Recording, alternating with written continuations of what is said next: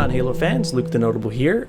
We are going to be playing some Proving Grounds and kind of talking about it, my opinion on it, if I think it's good or bad or whatever. I have ranked in this Proving Grounds playlist. I think I've played a total of 14 games. I've won 8 of them, 7.2 KDA with a 57.1 win percentage. So I am pretty well versed in Proving Grounds. I haven't grinded it as much as some people have, and it's mostly been solo queue. I was playing a couple games with Sir Sputnik and Sniper Lock, and I played one game before this to warm up with Frosty Eagle. But I do have a couple, 14 games played, so I have a pretty good understanding of how this stuff works. And I actually love it. I love Proving Grounds because it does a lot of cool and interesting things. First, it addresses the problem of assault rifles and other automatic weapons being far too overpowered.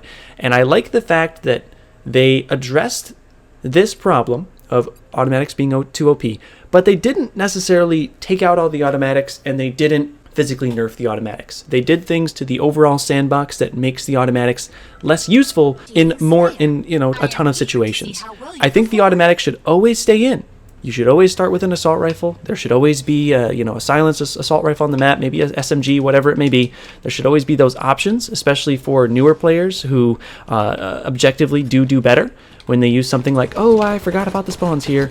I thought I had some time to grab that SMG. I was going to beeline to the SMG and then show you guys, but whatever. I'm distracted and doing a live commentary. I also love the fact that only the abilities show up on maps, or show up on your radar, which essentially makes all abilities a little bit more risky. Because if you're not using abilities, if you're not sprinting, if you're not thrusting, you can look at my radar in the bottom left. You see how there's no triangle in the middle, but now there is when I start sprinting. That is because I'm not showing up on radar whenever I'm just walking around the map. I will show up if I start shooting, though. So it essentially gives you a faster and more stealthy option to play. Now, it's not always best to walk around the map. You could see that I walked all the way from Orange, I call it Orange, all the way over here to Tram. Now, there were no enemies, so I probably... Ooh, I'm so distracted. I used to be so good at live comment, like playing well and also doing live commentaries. But I lost it after I stopped playing a lot of free-for-all. But anyway, like right here, I could probably move into flowers just by walking. But there's probably not much risk for me sprinting over there. It's a risk-reward kind of thing that they do with a lot of the abilities now. You have to kind of take into account, okay, well, I want to get somewhere fast, but do I necessarily want to get there so fast that I risk showing up on radar? Do I want to get there so incredibly quick that someone might be able to see me on their radar and kill me? And that is something that you now run the risk of whenever you use an ability or anything like that, which I absolutely love. One other thing that's really cool is because the radar's a little bit longer, it's harder to get real up close and personal with someone. I'm not playing with any sound right now. I have my headphones on, but that's just so I can get nice mic monitoring. So I can't actually... That guy's so laggy. I should have hit that melee. So I can't actually hear any footsteps on the map right now, which puts me at a huge disadvantage. What I've noticed in playing my games in Proving Ground is headsets and hearing for footsteps are very important, because you don't have a lot of indication that anyone's coming to you if you can't physically see them, other than hearing their footsteps, or if they were to mess up and show up on radar for a little. Oh, like that guy. I had no idea he was there. Had I probably had my gaming audio on, if I could hear the map going on right now, I could probably definitely hear them, because these are really nice headphones, and you'd be surprised how much you can hear footstep-wise in Halo. It does negatively affect anyone not playing with headphones. It affects TV players a lot.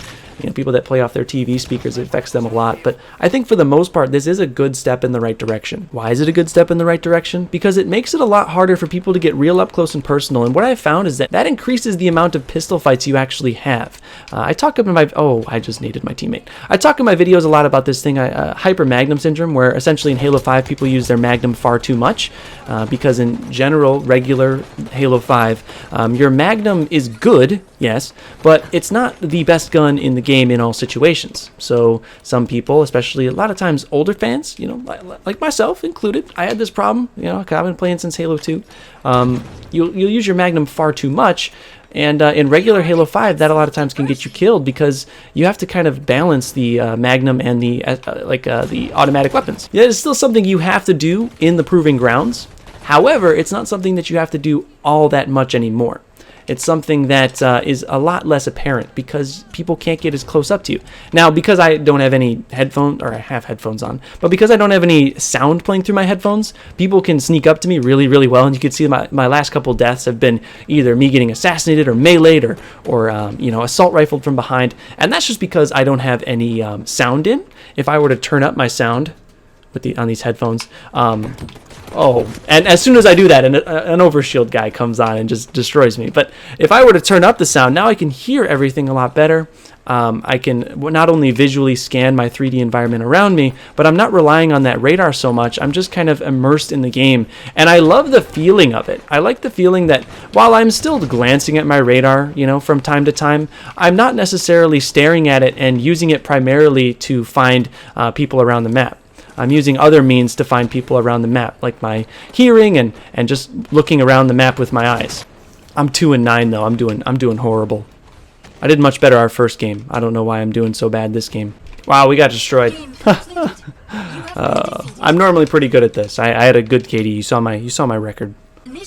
Overall, though, I think that the Proving Grounds is a refreshing look at Halo 5. It's a refreshing new take on it. And I think if this was something that they did in Halo 6, obviously this isn't perfect. Nothing's perfect. We shouldn't just accept it and move on with our lives. And that's not what I'm trying to portray here. What I'm saying is that it's fun. I think it works pretty well. But I'm not saying it's perfect by any means. Ooh, feels like we're on Expanded right now. The tools that you have no longer are always good in every situation. You have to choose when and where to use these tools, and if you decide not to use these tools, there is also an advantage as well. It essentially just brings more skill into the game, I believe. But it also kind of appeals to some people that like to have sprint in their games, like to have aim down sight, even though that doesn't make you show up on radar, likes to have advanced mobility, things like that. It caters to, I think, both sides. I think it caters to both sides pretty well. People that don't like abilities and people that do like abilities. I would say I'm kind of in the middle. I enjoy an old classic Halo, but I also enjoy parts of the new ones. So for me, this is like perfect. It kind of is a blend of old and new that I absolutely love. There will always be people that, don't like it and will never like it, but that's okay. You know what? We're always here, and the reason that we make these videos is so that we can get people talking about it. And 343 wants to know what you guys have to say about these kind of things, if this is a step in the right direction or if people are not a big fan of it. It also creates a massive skill gap. I mean, my first couple games when I was playing people that didn't really understand, how this playlist works, I was getting like 20 kill streaks, no problem. Not 20 kill streaks, but I was getting 20 kills, no problem, because these guys were, the guys I was playing were sprinting around the map and doing all these things to make themselves known to me, and I was playing very stealthily and doing very well. I think if 343 though were to say that this is the answer for classic fans looking for a more classic feel, that's pretty insulting. I don't think that this is an answer for classic fans at all. Classic fans want classic Halo. Don't try to make them play with abilities and force them to kind of have fun with it.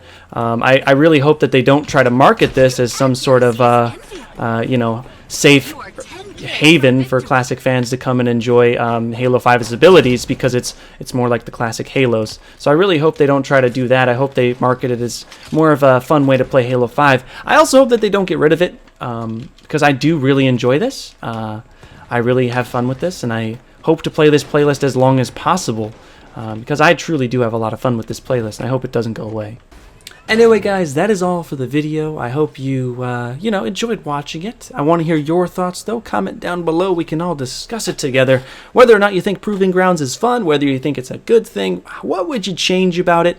I think it'd be kind of cool if they maybe kept updating the Proving Grounds playlist as like, all right, this is what the community said. This is what we're going to try out now, and maybe for like a week. There are maybe some tweaked settings for Proving Grounds. I think that would be really, really cool. It would make 343 look like an awesome developer that really listens to its fans, which they really need right now. So maybe I think it would be great, like in 2 weeks, if Proving Grounds was completely updated and maybe did something a little bit different, or maybe they tried taking out Spartan Charge, or whatever, man. But that's just my idea. I'm just a commentator. I'm not a game developer. Whatever. So I'll thank you all for watching. Please stay notable, and I'll see you in the next video. Bye bye.